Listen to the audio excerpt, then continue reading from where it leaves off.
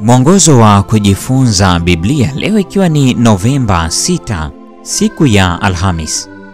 Mada ya leo inasema shahidi wa nguvu ya Mungu. Hili ni somo la 6 linalosema adui aliye ndani katika robo ya 4 mwaka wa 2025. Kama ambavyo tumejifunza, tazama somo la 5. Mungu alikuwa amewapatia mataifa ya kipagani fursa ya kujua juu yake na kugeuka kutoka katika njia zao za uovu. Hata hivyo, wao walikuwa wamekataa na hivyo hatimaye walikuwa wakabiliane na hukumu ya Mungu. Soma Yoshua sura ile ya 7 aya ya 6 hadi ya 9 inayoshughulika na mwitiko wa awali wa Yoshua kwa janga lililokuwa limewaangukia. Hasa tazama kwa karibu Yoshua sura ile ya 7 aya ya 9. Ni kanuni gani muhimu ya kiteolojia inayoonekana kwenye maneno yake? Mwanzoni, Yoshua anasikika kama wana wa Israeli walivyokuwa pale walipokuwa wakipitia matatizo yao baada ya kuondoka Misri, kama vile laiti tungalikufa kwa mkono wa Bwana katika nchi ya Misri, hapo tulipoketi karibu na zile sufuria za nyama, tulipokula vyakula hata kushiba, kwani mmetutoa huko na kututia katika bara hii ili kutuua kwa njaa kusanyiko hili lote. Kutoka sura ile ya 16 aya ya 3. Hapa ni Yoshua. Bwana Mungu, kwa nini umewavusha watu hawa mto wa Yordani ili kututia katika mikono ya Waamori na kutuangamiza? Laiti tungelikuwa radhi kukaa ng'ambo ya Yordani. Yoshua sura ile ya 7 aya ya 7. Hata hivyo, muda mfupi baada ya hapo, anaonesha kusikitishwa kwake kutokana na madhara ambayo jina na sifa ya Mungu itapata kutokana na kushindwa.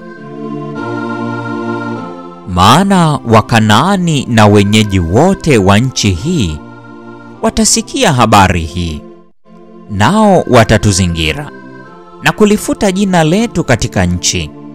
Nawe utafanya nini kwa ajili ya jina lako kuu? Yoshua sura ya 7 aya ya 9.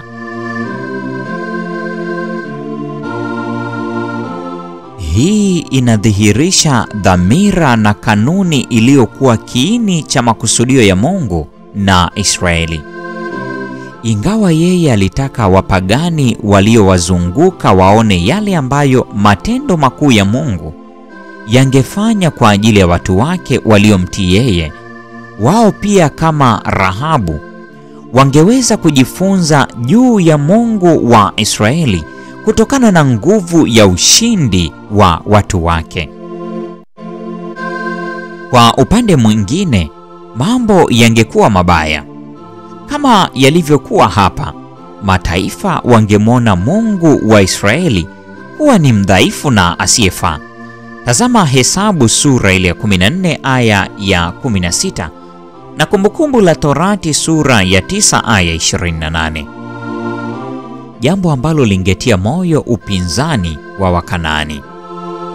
Kwa maneno mengine, hata katika muktadha wa Waebrania kuitoa ile nchi, masuala makubwa na kanuni vilihusishwa, jambo lililohusisha kuleta heshima na utukufu kwa Mungu aliyekuwa tumaini la pekee kwa wapagani na Israeli pia.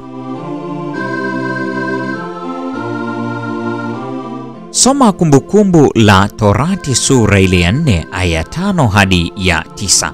Ni kwa njia gani tunaweza kuona kufanana hapa kati ya Israeli na ushuhuda wao kwa ulimwengu na ushuhuda wetu kama Waadventista wa Sabato leo?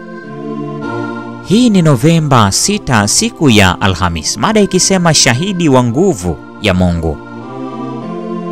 Na huo ndio mwisho wa tafakari ya mada hii siku ya leo. Neema ya Bwana wetu Yesu Kristo, pendo la Mungu na ushirika wa Roho Mtakatifu dumu kuwa nasi sasa na hata milele.